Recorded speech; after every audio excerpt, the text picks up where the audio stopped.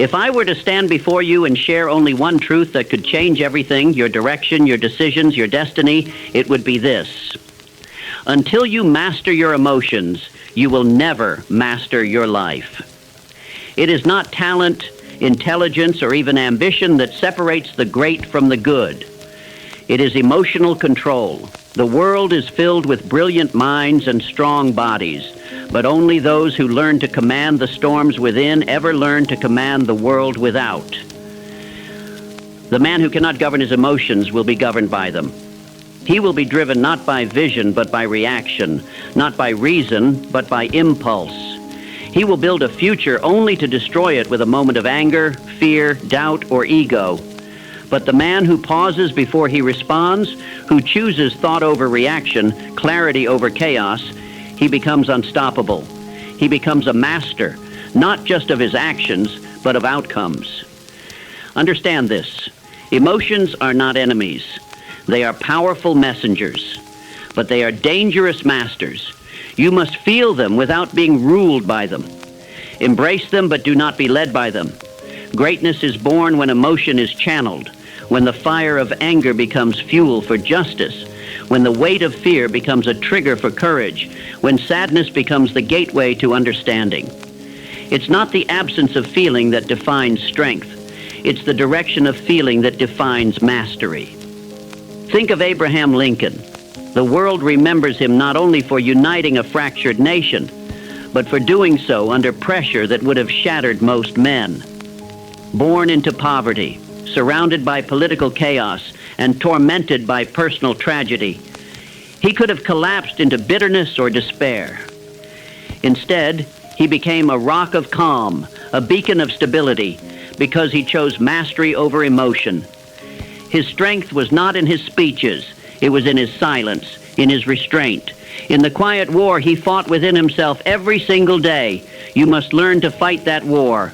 Every day your emotions present you with choices, to lash out or to listen, to retreat or to stand firm, to break or to bend. Those decisions define who you become. Emotional strength is not found in the absence of storms. It is found in standing tall while the storm rages around you. Now listen carefully. Clarity is the compass of emotional control. Without a clear goal, your emotions will be scattered, and a scattered man cannot rise.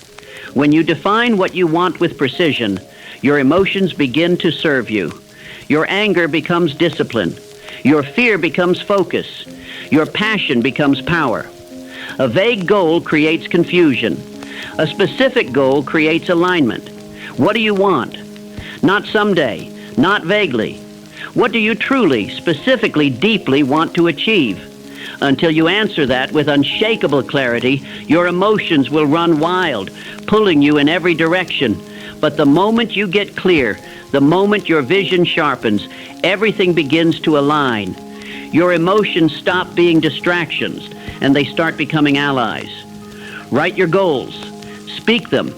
Visualize them every morning.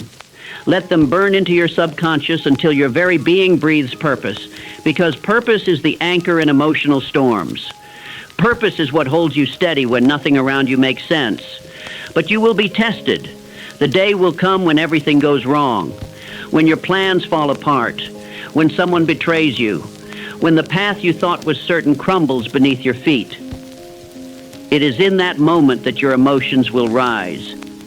And it is in that moment that your power will be proven, not in how you feel, but in how you respond. This is the secret the world doesn't teach. Resilience is emotional. Strength is emotional. And success is nothing more than emotional consistency. Walt Disney knew this. He was laughed at, rejected, bankrupted, but he kept dreaming, not because it was easy, but because he had emotional control. He believed when it was unreasonable to believe. He smiled when most would have surrendered. That's emotional resilience, the art of walking through fire and still dreaming of castles. What about you? Do you carry that kind of fire? The kind that cannot be extinguished, only redirected? Then learn to listen, not just to the world, but to yourself. Master the conversations inside your head, because your emotions will always speak. but they do not always speak the truth. You must become the interpreter of your inner world, not the slave to it. Your mind is the command center of your life. What you think consistently, you become. But your emotions influence your thoughts. That's why you must train both, your thinking and your feeling. Practice gratitude, practice presence, practice pausing. The strongest men in history were not reactive. They were deliberate. They did not chase everything that glittered. They moved with purpose. That's what you must do. Move the world. Don't be moved by it. But here's the most critical piece. If you do not believe in yourself, your emotions will consume you. Fear, doubt, shame, they'll find an open door in your mind and they will take over. But belief, true, internal, unshakable belief, is the fortress against emotional chaos. So you must build it. You must speak to yourself like someone worth leading. You must become your own greatest source of encouragement, conviction, and courage. Because when no one else sees what's inside you, when no one else claps, you must still stand. That's self-leadership. That's emotional mastery. And you cannot reach that place without a passion so deep it drowns out every excuse. You must live for something that pulls you higher. Because passion gives your emotions direction. It takes pain and turns it into progress. It takes hardship and turns it into hunger. It transforms emotion into motion. When Einstein was dismissed by teachers and labeled slow, he didn't collapse. He burned with passion, and that passion shaped his entire life. He lived obsessed, not with applause, but with purpose. That's what kept him going. That's what will keep you going, but only if you choose it. Let today be that choice, because emotions will come. You will feel tired. You will feel discouraged. You will feel fear. But if you build the habits that align with your future, if you train your emotions to serve you instead of sabotage you, you will become unstoppable. Start with discipline, the small choices, the early mornings, the hard conversations, the second wind when you thought you had nothing left. These are not just habits. They are anchors of emotional strength. And what of change? Life will shift. People will leave. Plans will break. But the emotionally adaptable will never fall behind. The ones who bend but don't break are the ones who grow while others shrink. Adaptability is emotional intelligence in motion, and the foundation of it all, learning. You must become a student of yourself, of life, of people. Never stop learning, because with learning comes wisdom. With wisdom comes clarity, and with clarity comes emotional power. You don't need to be perfect. You need to be aware. You need to be growing, and you need to choose daily to rise. Now let me leave you with this. Because the moment you choose emotional mastery, you walk a different path, a higher one. You stop reacting like the world owes you something, and you start responding like you owe something to the world. You begin to carry yourself with grace under pressure, with strength in silence, with fire in your eyes, but peace in your spirit.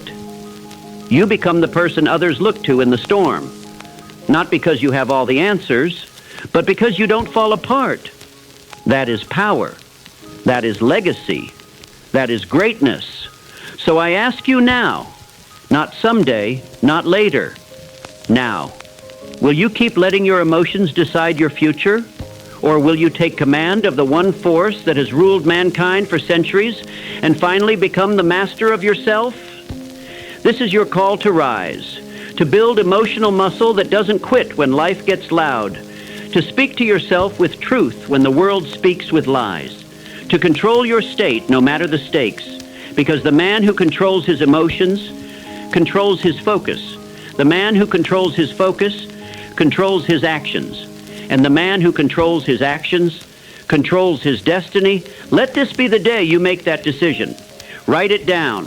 Speak it out loud, and then go. Go become the version of yourself the world has never met but desperately needs. And when the day ends, let them say of you, here was someone who refused to be ruled by emotion. Here was someone who chose power over impulse. Here was someone who rose above the noise and built a life that echoes. This is not a speech. This is a challenge. This is your moment. Now take it.